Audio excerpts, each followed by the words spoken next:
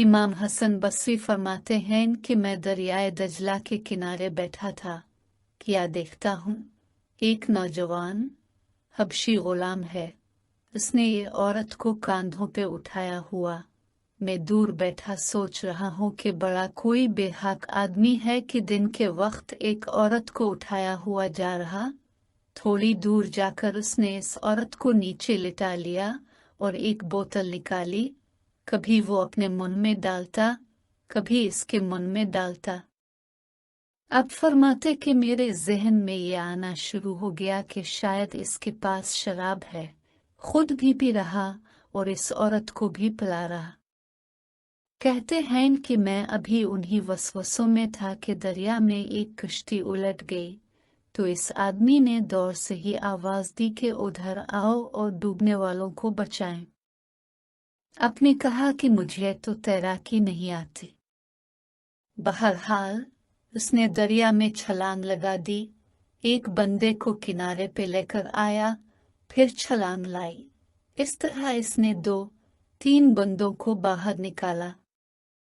फिर मुझसे मुखातिब हुआ कि ए हसन बसरी, तो एक इंसान की जान तो बचा नहीं सकता, और वहां बैठा मेरे मुतालिक क्या सोच रहा था कि ये किसी औरत को उठाए हुए है और ये शराब पी रहा है।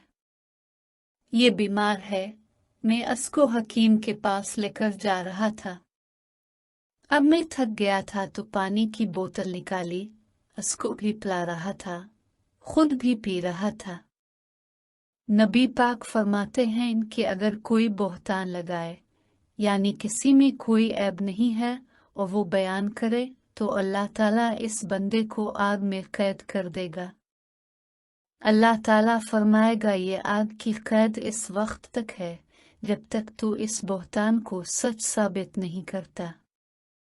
अब जाहिर है कि इसने तो झूठ बोला था, वो उसको सच कैसे साबित करेगा। इसलिए सहाबा किराम इससे बड़ा डरते थे, रोते थे कि हमारी जुबान से किसी पे तोहमत न लग जाए। किसी पाक दामन पे तोहमत लगाने का आपको पता 80 कूड़े सजा है, इसे हद क़ज़्फ़ कहते हैं, सूरत नूर में है। ये काम वो करता है जिसको अपने अल्लाह पे यकीन नहीं, अपने नबी की बात पे यकीन नहीं। तो ये कुरान कह रहा है कि गुनाह की बुनियाद है बदगुमानी।